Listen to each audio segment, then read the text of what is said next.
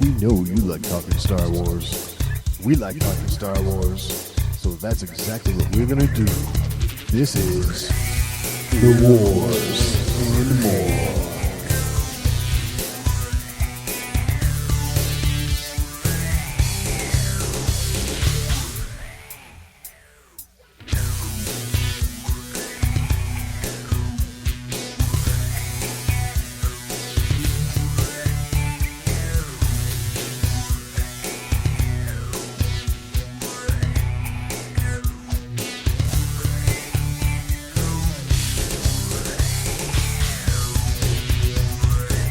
Star Wars fandom is just buzzing this week, and what has everybody in a commotion? Fan fiction.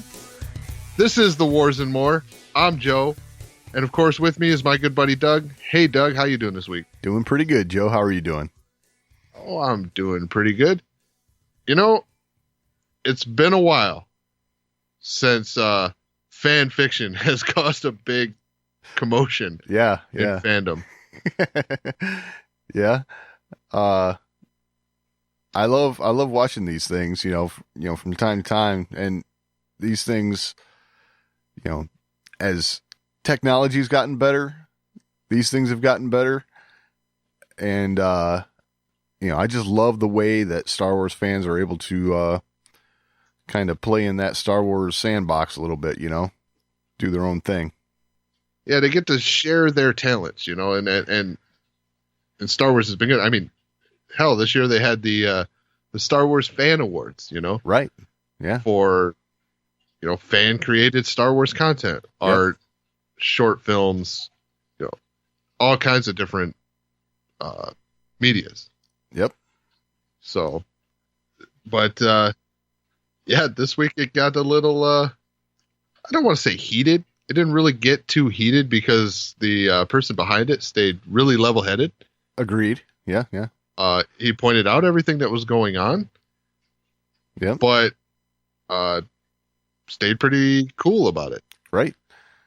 I guess to give some background on what we're talking about, we are talking about the fan film made by folks at the YouTube channel Star Wars Theory.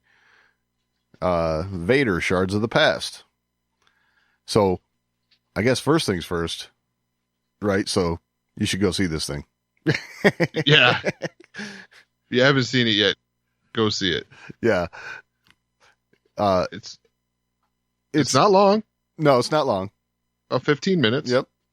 And definitely worth a watch. My guess is you've all seen it already, but just got to throw that out there. So, as far as the film itself goes, this has probably been one of the best produced fan films I've seen in a long time. So, I have to say, there's been some pretty good ones recently. No doubt. There's no doubt. But, I'm getting to like I'll say this. Yeah. So this is the longest fan film in a long time at this production level. Because there's been some recent ones that are up there in production level. They've really got good stuff. Yep. But they're shorter. Right. It's like one fight sequence or something like that. Right. This is 15 minutes of pretty good production. Yes. And,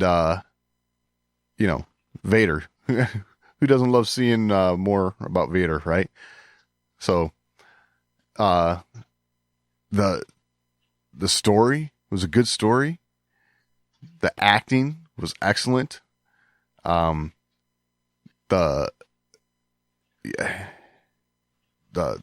dialogue, the voice, God, it sounded like Vader to me, right? I mean, and whoever's playing the Emperor did an excellent job.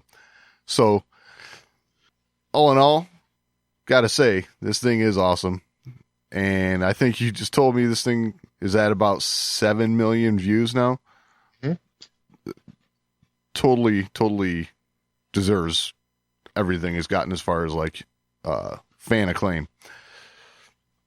Right. So before we get too far into talking about the film itself, like before we really get into what goes on, anything like that, let's talk about what happened. Okay. All right. Yeah. So this film was something and I forget the guy's name. runs a Star Wars Theory channel. Wanted to make this film. So before he starts, he contacts Lucasfilm and puts it out there what he wants to do, asks, can he monetize it to recoup his costs in making the film? They say, no, you can't. He asked if he could crowdfund for it to recoup his costs. They say no. He says, okay. Decides to make the film anyway. So, makes the film, puts it out on the channel. As I understand it, did a great job marketing it. And, this thing kind of went viral. It took off. I mean, people loved it. And so then, it's Warner Chappell Publishing, right? Put in a copyright claim, a manual copyright claim over some music that was in the film, which, by the way, he hired a composer to compose music that was obviously similar, but not the same as music in Star Wars. So, what that meant was he couldn't monetize the film, which he knew from the beginning, but then since this copyright claim was put in, this film was going to actually have ads running on it, and those ad revenues would be going to Warner Chappell Disney. So it's, you can't blame them, I guess. I mean, it is, Disney's IP, right? That he's playing around with. So as a company, they're not doing anything wrong, yet, as he said in his video when he found all this out, he was just kind of disappointed that things went down the way they did. So, I gotta be honest, when we were getting ready to, not getting ready, but earlier today, I thought we were going to be talking about how disappointing that was and concerns for the fan base being able to play in that sandbox in the future. But later on today, we find out Lucasfilm had to have contacted Disney, in turn contacts Warner Chappell, and they are no longer monetizing this film. So it is going to be available as it was intended, ad-free, just for the fans. So gotta say, this was a really quick course correction for what a lot of fans were thinking was almost like, evil corporation Disney overstepping their bounds. But, which they weren't. But right. It was a really quick response in favor of the fans, I guess, just so the fans could enjoy this thing. Right. It was quickly looking like it was going to be the culmination of all the fears that a lot of fans had when Disney acquired Lucasfilm. Yes. And Disney acquired Star Wars. I must admit, that was one of my concerns. Disney is uh for a long time they've been known as the copyright kings, I guess you could say. I I I hold copyrights to music, and I'm very in tune with what goes on with that, and Disney has over decades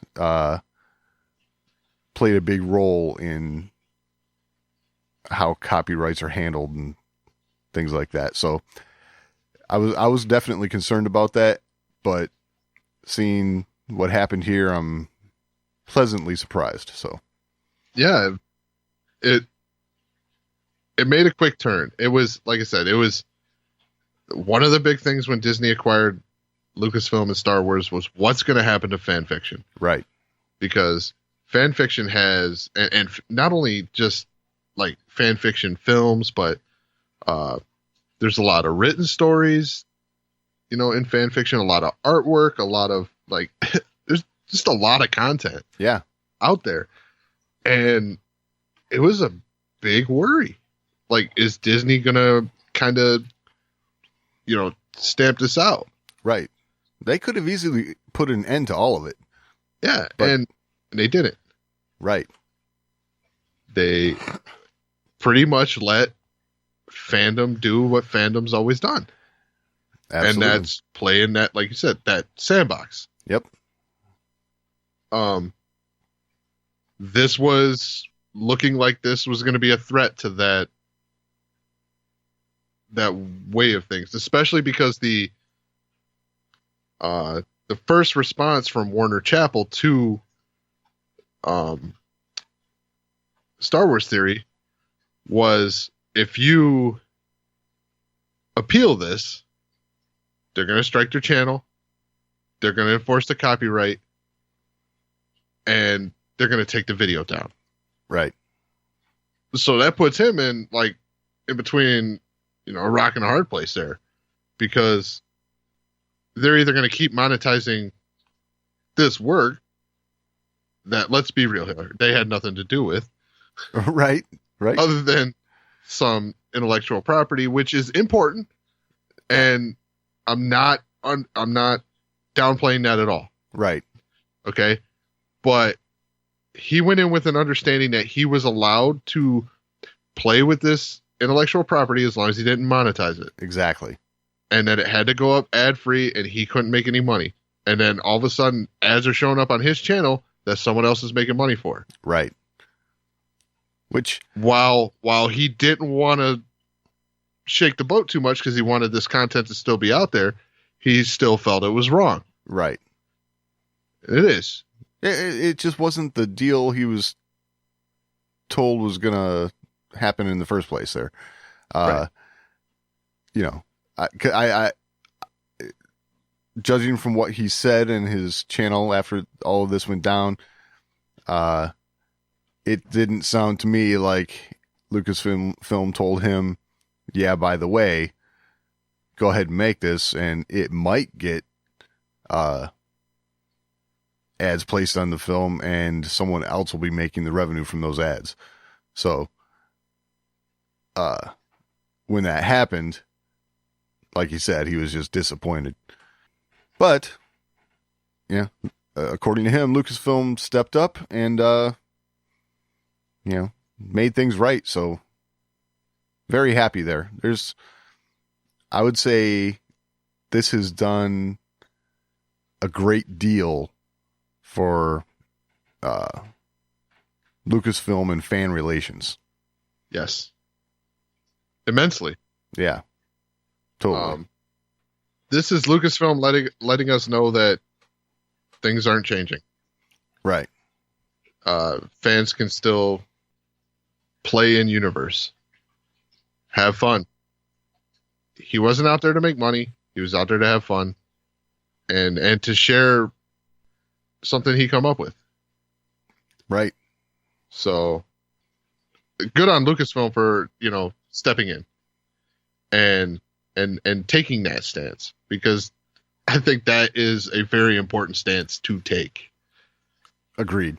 I think with as much turmoil as there's been between Lucasfilm and fans over the past year or so, this was a step in the direction that is going to help,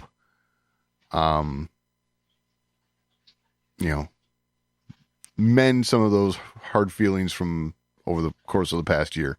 So there's a lot of folks who've been,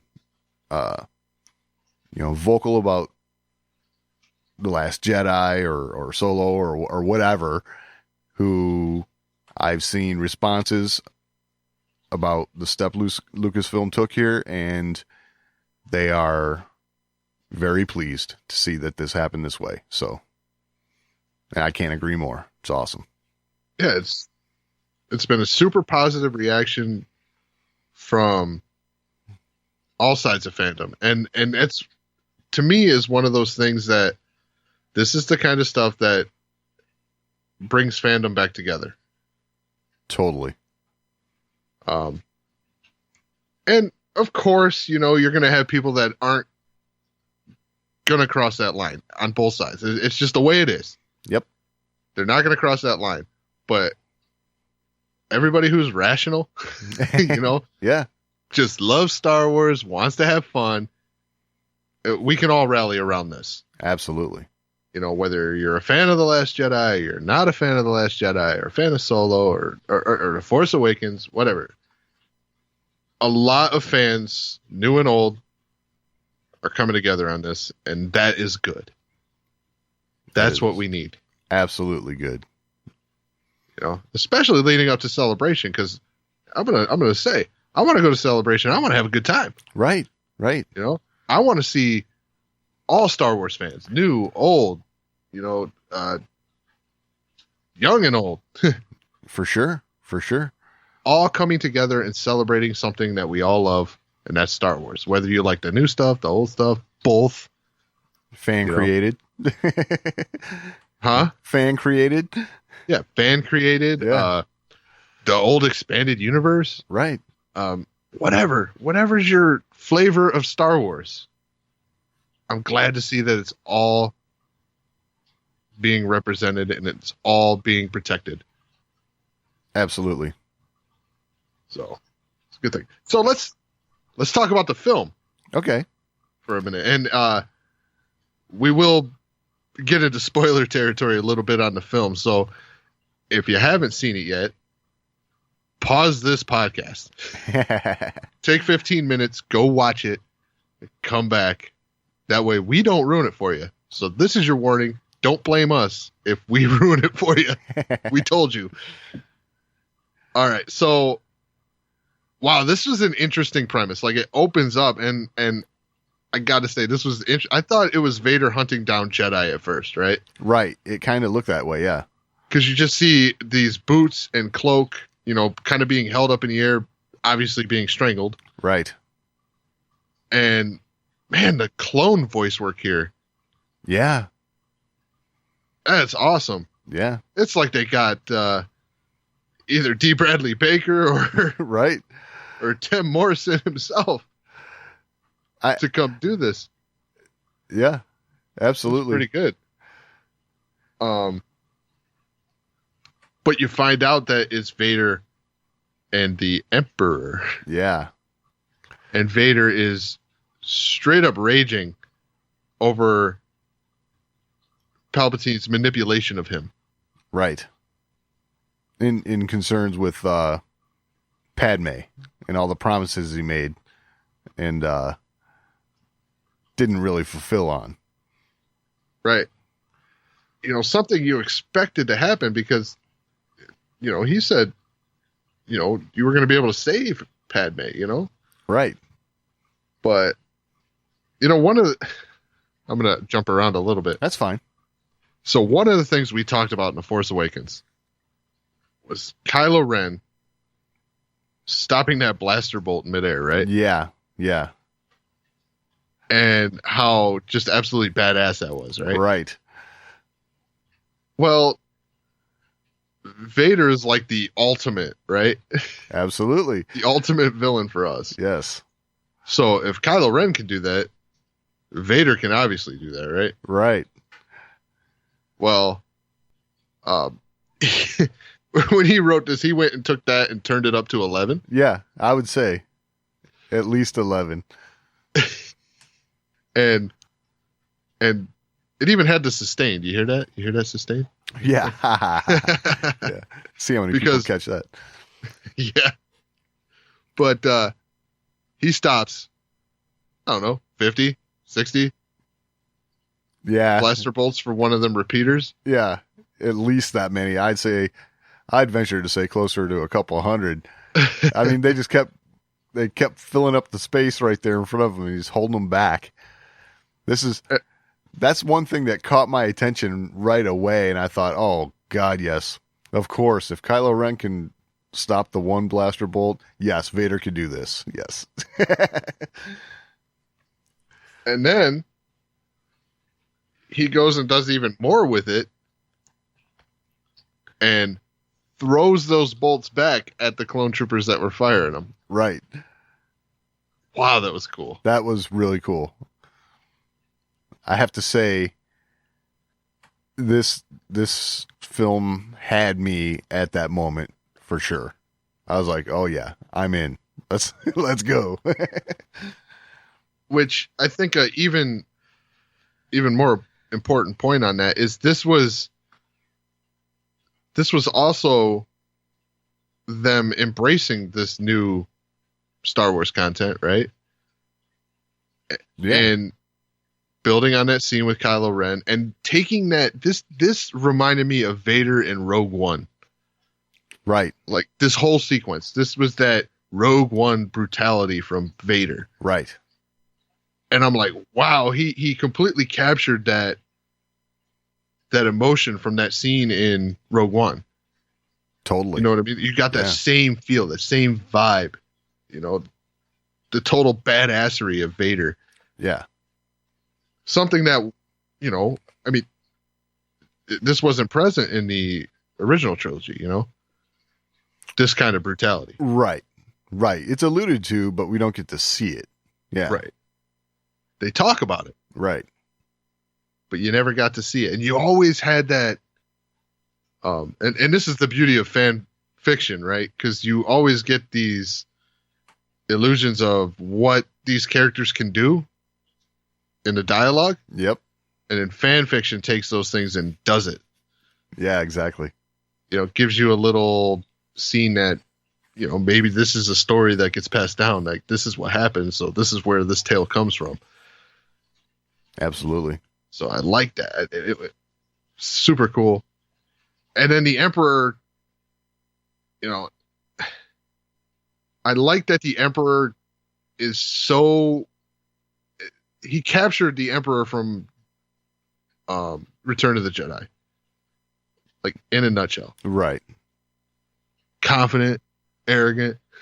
Yep. You know, and smacking Vader down even when Vader feels like he could win, you know? Right. Even as Darth Vader, Palpatine calls him foolish boy, you know? Yeah. It's like, ooh, man, you got to be something to call Darth Vader that. And it was so cool to see the Emperor stand in front of Vader going, kill me. Yeah. Yeah. I can't. You're weak. And what? Yeah, right. And all of that right there. Me. All of that goes back to all the stuff that, you know, to the EU stuff that we've read for so many years. The rule of two and you know, the apprentice always wanting to take the place of the master and all that. So that was cool. Yeah, like this whole like, look, as a Sith, it's your place to want to succeed me. Exactly. You know, like, do it. And then I can't. Oh, you're weak. Right. You disappoint me. So wait, you'd be happy if he killed you? I know. I guess in Palpatine's mind, he's thinking if he tried, right? Right. because I'm sure he wouldn't just let him do it. It's just that was cool. That arrogance, like I'm so confident that even if you did try. Right. So what's another thing we've talked about, in talking about the Revenge of the Sith and people we think are alive? Oh, yeah. Apparently, we're not the only people that think Mace Windu survived. Exactly. Because they don't come out and say it, but they pretty much come out and say it. Yeah. A Jedi with an amethyst blade. Right. It's pretty. And Vader says, "Well, how is that possible?" And Palpatine says, "Power." Right. Says he's got power, and it was talked about even in Anakin's own words. To be as, powerful as Mace Windu or as wise as Master Yoda. Right. So being thrown out a window, I mean, it's not really enough to kill a Jedi of Mace Windu's, stature. Right. It's not a good day, but yeah. No, it's a bad day. He lost a hand. Yeah. Got shocked. Right. Thrown out a window. It's definitely a bad day. I do like what Vader responds with, though. He says, "Go finish what you and I've started," in regards to Windu. So that was kind of cool. And the writing was really good here because it touches on so many different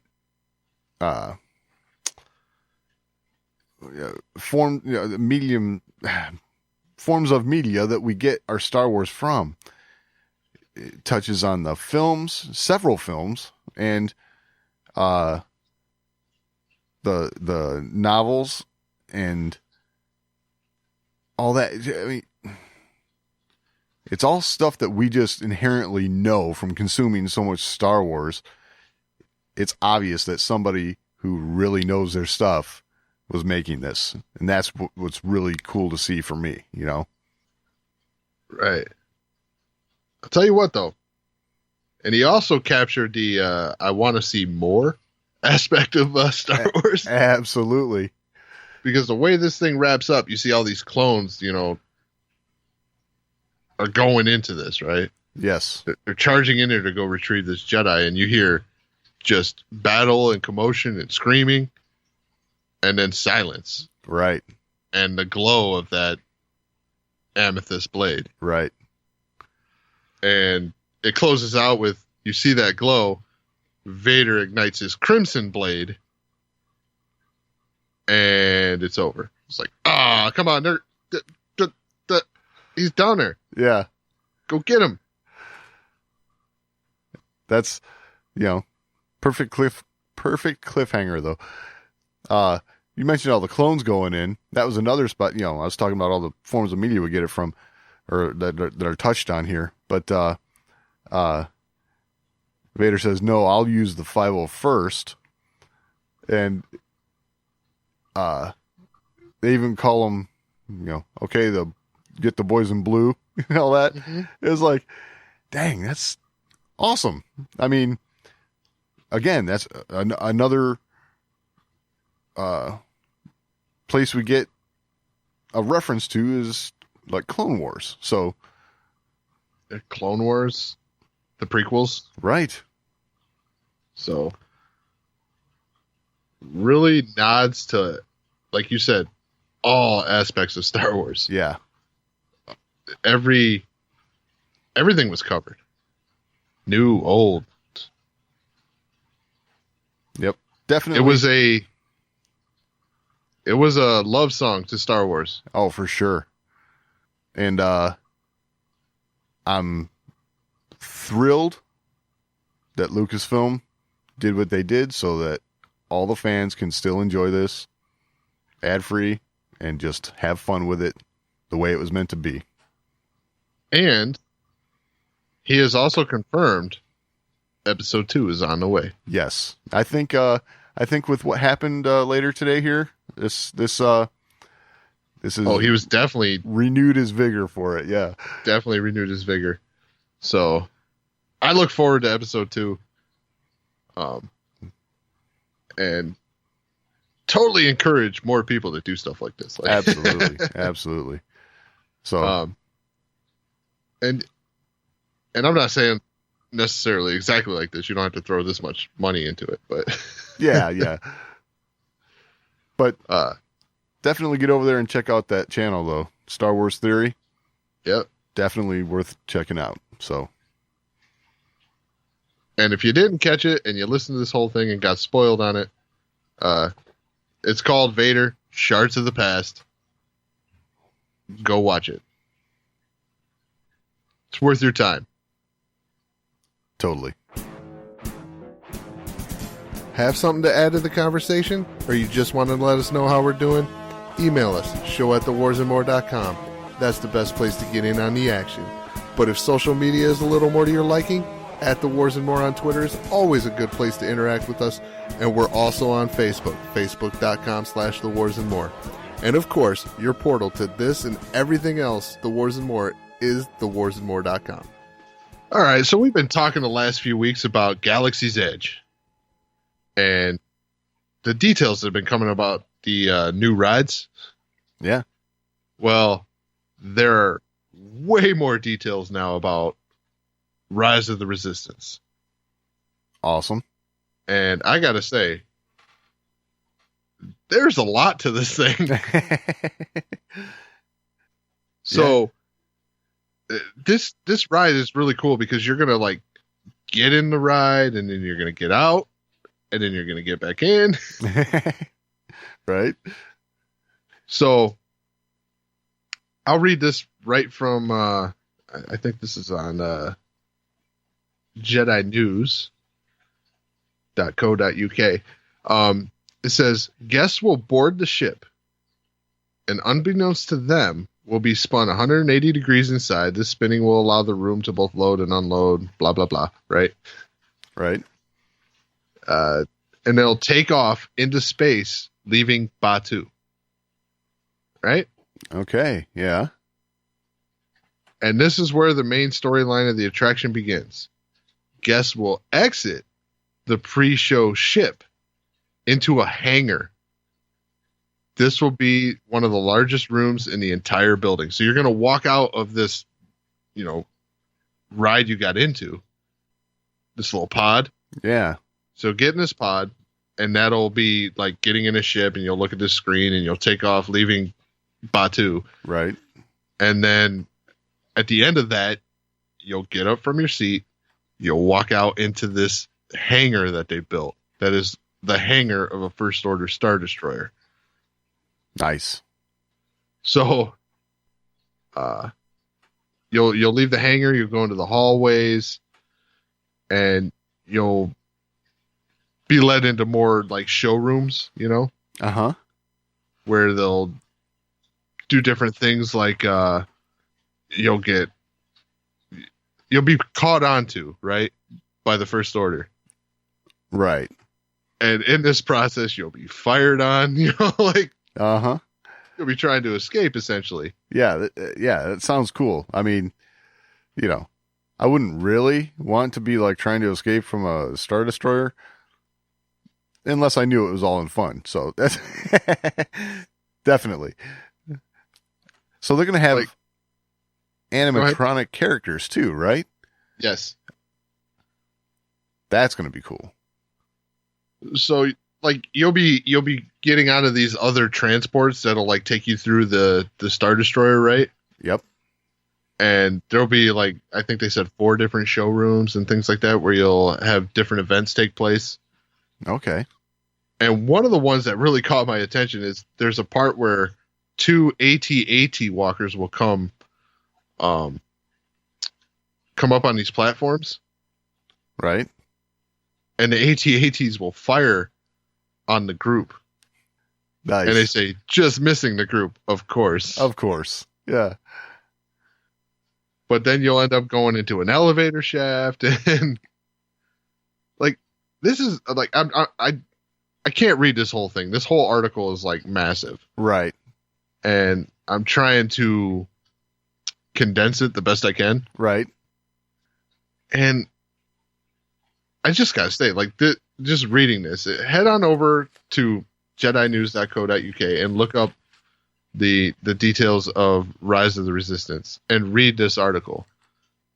This just sounds like a ton of fun. Absolutely. I'm taken back to I think it was last week, right? We played a clip of Scott Trowbridge, who is a creative executive for Disney Imagineering, talking about this ride being one of the most epic ride they've ever created. And from what I'm hearing so far, and these details you're giving us here, it sounds like it. I mean, to be able to, you're captured onto a Star Destroyer and have to like escape your way out of there. Now that sounds like a ride I'm going to dig right there. And it sounds like they're going to put you in some situations that are going to feel tense, yeah, exactly. Like it seems like they're going to do the best job they can of making you feel like you're in danger. Yeah. So you mentioned you're going to be getting out of the ride itself, right? And actually be, kind of walking through a portion, right? It says, and guests will be urged to, quote unquote, move along, right? Yeah. Classic Stormtrooper line there. So, yeah, I tried to leave out the details where like you'll go through this hangar area and stuff, and then you'll be led into a smaller pre-show room. Right. And then you'll have secondary pre-shows, and then you'll get into this other transport, and like I was just trying to describe it like keeping it in the whole, magic of the event, right? Right. And I guess that kind of took away from it a little bit. But at the same time, there are 4 total showrooms equaling 8 different ride vehicles or something like that you're going to be moving into. Yep. It's like, wow, like it's going to be crazy. And then it all leads into this like elevated area that you'll go. It seems like you're going to go under it and overhear what's going on. So you'll probably like move under what looks like a command bridge or something like that. Right. And there'll be the elevated area will have 2 animatronics, one being Kylo Ren and the other one possibly being General Hux. Oh, nice. So, and they'll be talking about the sudden arrival of resistance fighters that are attacking the ship to come and save you. Nice. I love it. It's funny. The ride that everyone's really been talking about thus far is the Millennium Falcon ride. Who doesn't want to fly the Falcon? Of course. But I think that has kind of like overshadowed this one. And, come to find out, this thing's going to be an awesome ride in and of itself. So, and what seems like more interactive, because you won't just be sitting in a seat the whole time. You'll be walking around a little bit, right, moving through different areas. So, I'm super interested to see this. Yeah, me too. Got to start making those Disney vacation plans. That's for sure. Yeah, maybe we need to do a Wars and More trip. Ooh. I like the sound of this. Yeah, we should look into that. Yeah. Next, hell, we could wait till next winter, Right? Yeah. Wait till it gets cold here and makes sense to go somewhere warm. Yeah, exactly. All right. So, we've had a lot of good news, right? Yeah, totally. Unfortunately, we got to move into a little bit of bad news. So, the open world Star Wars game that's been talked about, that's been worked on by EA Vancouver, right, has been canceled. Oh, this is disappointing. Yeah, it's disappointing to say the least. This is something we're becoming all too familiar with as Star Wars fans and gamers alike. Right. We had 1313 get pulled. Yep. And now this open world project, which is, I mean, who didn't want to play a Star Wars game where you kind of get to choose your fate, right? Yeah, absolutely. Just gone. Disappointing. It sounds like with EA's official statement that they're taking portions of this and, they're going to redirect their energy and make different Star Wars games out of this. Right. If that comes to pass, cool. Some more single player adventures. One thing we don't have in gaming is enough quality single player games. Everything now is geared towards multiplayer. Yeah. I'd agree with that 100%. Would like to see some more story driven single player games. Open world sounded really good, like a Star Wars Skyrim. Right. But that is apparently too ambitious. So, okay, I gotta ask this question. You got your finger on the pulse of the gaming world more than I do. So, how do you feel that this is going to affect the Star Wars gamer fan base overall? This is negative for sure. Right. I mean, the Star Wars gamer fan base, from what I can tell, is looking for some single player, story driven content. Gotcha. Now, I will say this cancellation is not to be confused with Jedi Fallen Order. Okay. So that game is still full steam ahead. Okay, so we do still have some Star Wars games heading our way. Yes. Okay, that's good. But that game is that single player campaign, probably more in the vein of like Force Unleashed. Okay. From what I can gather, there's not a ton of details out yet. Right. But that's what I gather. It's going to be like Force Unleashed. Okay. This one, like I said, was supposed to be more like a Skyrim or Fallout, which are these big open world games where you can follow the storyline, or you can move off on these side quests and do all this other stuff. You can kind of control the way you move around the map. Right. You got this big world to deal with, and while there are restrictions to like level and things like that in different zones, you still have some freedom of movement within the game. Right.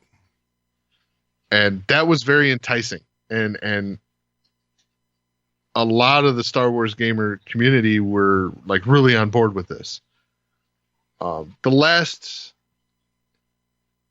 last game that was kind of close to an open world thing for Star Wars, with the exception of the MMO, The Old Republic, would have been what was that big game? I had it before I mentioned The Old Republic, and then it just slipped my tongue. Knights of the Old Republic. Ah, gotcha. Not really open world. Right. But you felt like you had a little more freedom in the game with the way you built your character and things like that. You know what I mean? Oh, yeah. So it was a single player experience that gave you kind of an RPG feel. Yeah. I got to tell you. Oh, go ahead. Go ahead. I was just going to say, you mentioned Fallout. My kids have been playing that recently, and I got to say, imagining that sort of experience in the Star Wars galaxy would have been awesome from my point of view. So, yeah. Bummer. I mean, you can absolutely get that experience with Star Wars The Old Republic. Right. But that requires a little bit of multiplayer interaction. Right. Because if you stick to single player in that game, yeah, you get a cool campaign. you get to kind of explore an open world a little bit, but you lack, because I can't forget what they're called in that, flashpoints, I think. Their version of a dungeon. Oh, okay. Star Wars dungeons in the Old Republic are kind of story driven. Okay. So you miss a lot of that story if you don't do those. I think they're called flashpoints. Gotcha. It's been a while since I played that game. I don't remember. I need to get back into it because they keep adding content. Right. And I'm like, oh no, I'm getting behind. But yeah, the cancellation of an open world game is it's disappointing to say the least. Yeah, totally. Especially after some other recent ones. When I say recent, I mean over the past 5-7 years. You know, you mentioned 1313, things like that. It's like, you know, with LucasArts going away, that was another kind of a little blow. So I don't know. I'd like to see Star Wars gaming thrive. I know I'm not the biggest gamer, but you know, I like to see Star Wars in all different forms of media thrive. So, well, Star Wars gamers who are, you know, into gaming as a whole, you know, right? Our frustration comes with EA. Of course, yes. Okay, because EA is it's a company that thrives on reiterations of games. Okay, Right. They do Madden every year. They do NHL. They do, you know, Right. FIFA. Right. They do games that get little tweaks, and they put out a title every year. We don't want to see that happen to Star Wars because it's feeling like Battlefront's going to head that way. Yeah. You know, like, okay, we'll get a new Battlefront every year or every 2 years or whatever. That's not what we're looking for. Right. You know, Star Wars gaming is a little more than just getting the Star Wars version of Call of Duty. Yeah. Or since it's EA, Battlefield. Right. You know, we want story-driven, you know, RPG feel. You know, thrust us into the Star Wars universe. Exactly. Tell us a story. Yes. You know, we don't want to grind for, you know, skins for our characters. Amen. Yeah, that's fun. That's fun from time to time, right. but it's not going to keep us coming back. Yeah. We want story and lots of it. Totally agree. So, don't want to gripe too much, but that's what I'm going to do when it comes to Star Wars gaming. Heck yeah. Now, that being said, Battlefront has moved immensely into a good direction. Right. You know, they learned from the mistakes of the past. It's heading the right way, Yes. but still doesn't have any story. With the exception of the Iden Versio campaign there, Right. which was good fun. And I think if they were expanding on that, we'd be having a different conversation. Yeah. That's the sort of thing right there that I can get into.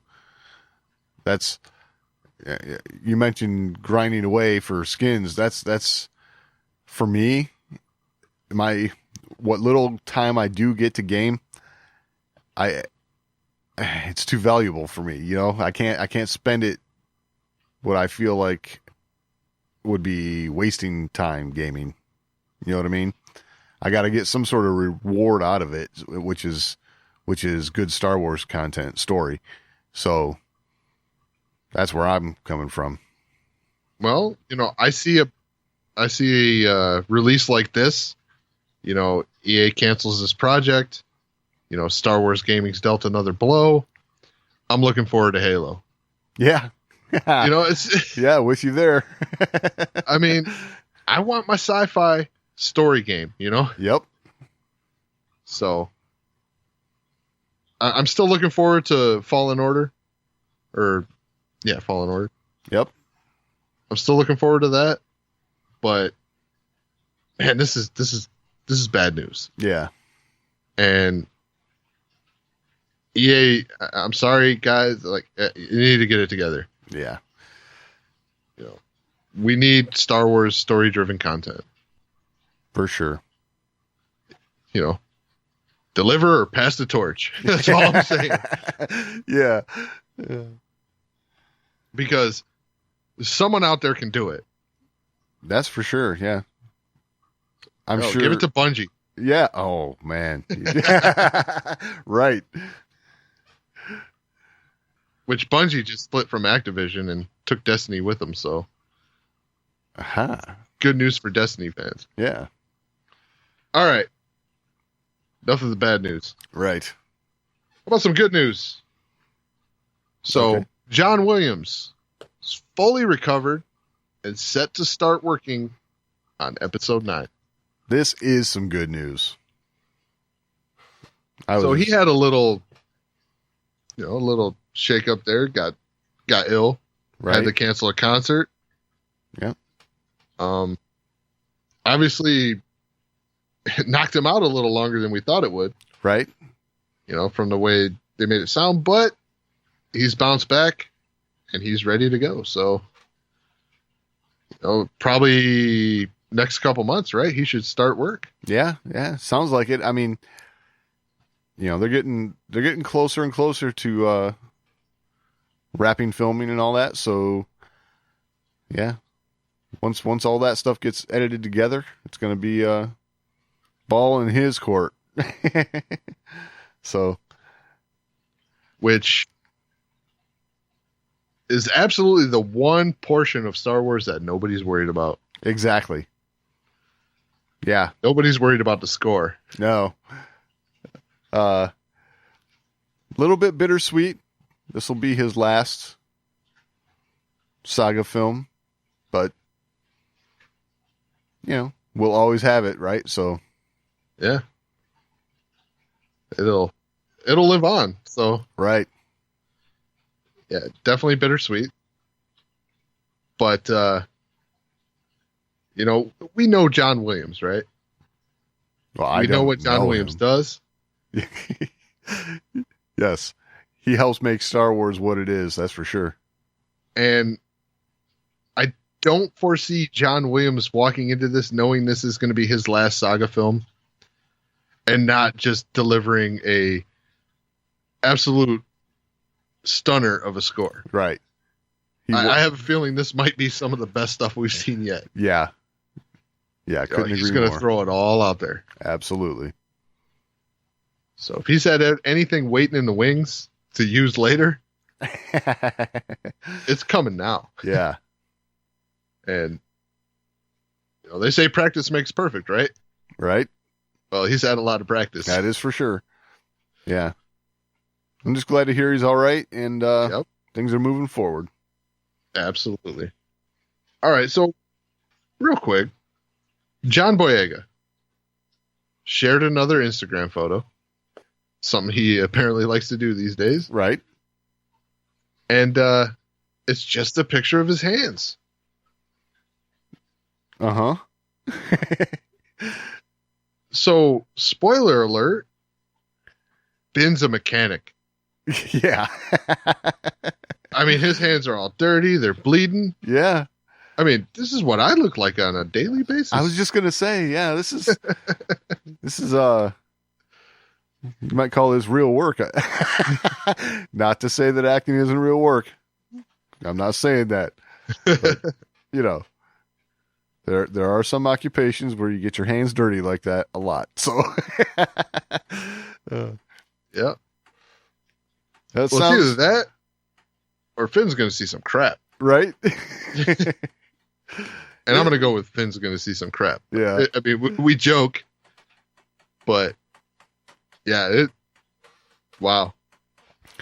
Well, And he says, his post here says, great working day on set. The whole team pushed themselves today to achieve something visually crazy. I've had many moments of shock on set, but not like today. And I can't wait until you know why. Yep. it sounds to me like he felt like it was a very satisfying day of shooting, and sounds to me like wherever this story's going, he seems very satisfied with the outcome. So hopefully that's good news for all of us. Oh, I think it is. Yeah, me too. All right. So one thing we talked about last week was the return of Resistance. Right. Well, it's back. Yes. And we got the first episode after the mid-season break. Was it Bebo? Yes, Bebo.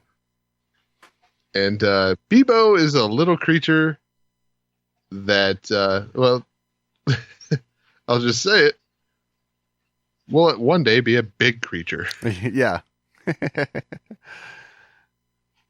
So, thoughts? Well, I've got to tell you, after the mid-season trailer, I was totally hyped for Resistance to start back up. And after this episode, I got to say I was feeling a little let down. But, Well, you know. there's some validity to that. You know, like the trailer showed a lot of big things happening. Yes. And it feels like they showed a lot of big things and then gave us kind of a throwaway episode. Yeah. I mean, this is something like in the Clone Wars or Rebels, we would consider a throwaway episode. Yes. Yes, we would. Not saying that it's bad, Right. but it doesn't contribute to the main storyline. Right. That's what we mean by throwaway. Yep. Entertaining. Sure. But yeah, after that trailer, it was like, what? Yeah. That was my reaction too. What? I will say this too. This I caught right away. So first off, my kids caught right away. They saw this coming down Broadway, the plot. As soon as they found the large creature, they knew this was the small creature's mother, right? Right. So as soon as we saw that, my mind went right to an episode of Forces of Destiny called Monster Misunderstanding. It had pretty much the same basic plot. So I have to say that was a little disappointing for me. You know, I don't want to see Star Wars just start rehashing the same old stories over and over. It's Star Wars. You know what I mean? Yeah. But I'll say this. We knew coming in, this is a kid's show. Yeah. And, you know, while we have been exposed to this type of storyline time and time again, and we can see it coming down Broadway, as you say, the young kids who this is targeted at, they haven't seen these kinds of stories over and over again. So, in that respect, it does what it's meant to do. Sure. But like you said, with that trailer, that trailer got us thinking that we were headed a different direction. Yeah. Yeah. I thought they would start off the second half of the season with a bang. And it was a little more of a whimper for me after seeing that trailer. So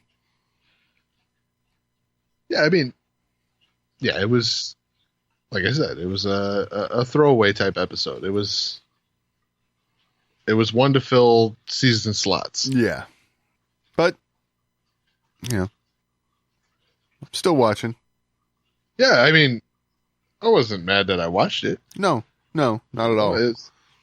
it was still fun. Yep. But like I said, that trailer, that gave us different expectations. Yeah, for sure. And at the same time, we said when this show started that we need not let our expectations get in the way sometimes. And this is proof. Right. Hey, the only reason we were expecting more was because the trailer alluded to that. But, you know, it's overall, it is what it, it's definitely a show for kids, and,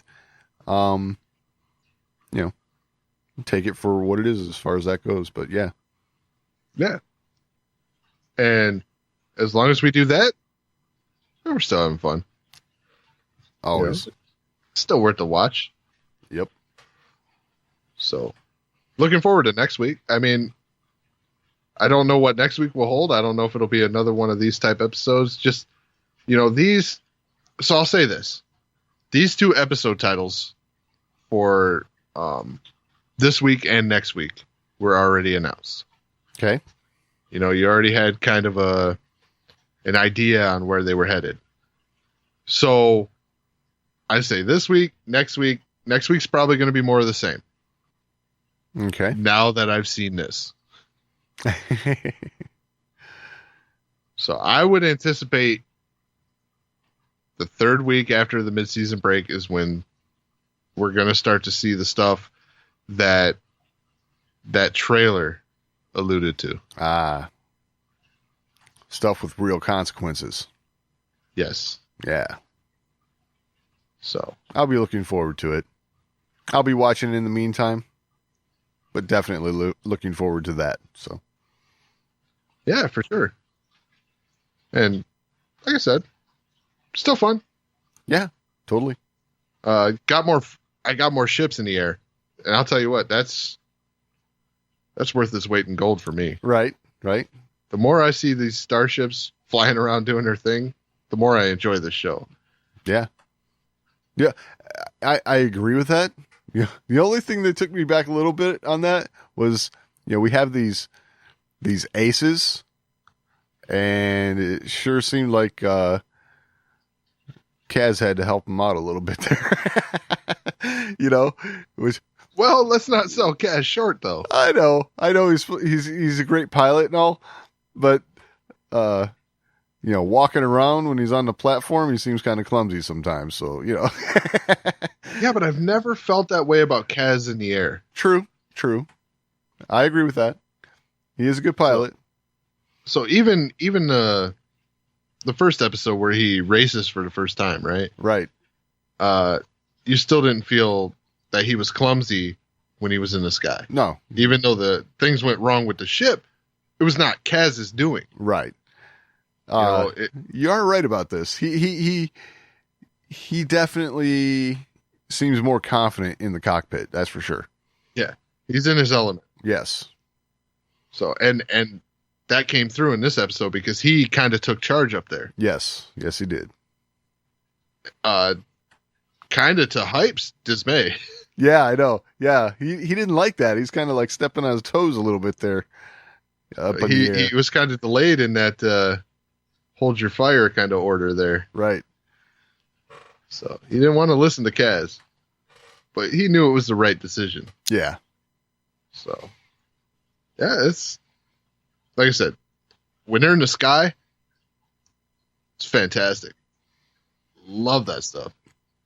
Yeah, that's where this show's at its best for sure. All right. Well, if you all out there have anything to add to the conversation, you can always email us, show@thewarsandmore.com. It's the best way to get a hold of us.